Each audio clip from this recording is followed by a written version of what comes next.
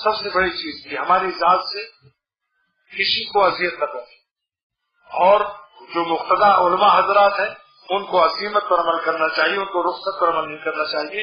ऐसे उमूर में एक तो अपनी नमाज है बैठ के पढ़, सफर में है और जो और भी ऐसी तकालीफ हो तयम्मुम वगैरह करने में अपने को असीमत पर अमल करना चाहिए। लेकिन जो इज्तिमाई काम हो उसमें उलमा को चाहिए जो रुख्सत से काम करे ताकि औरों के लिए कुछ आसानियां पैदा हो।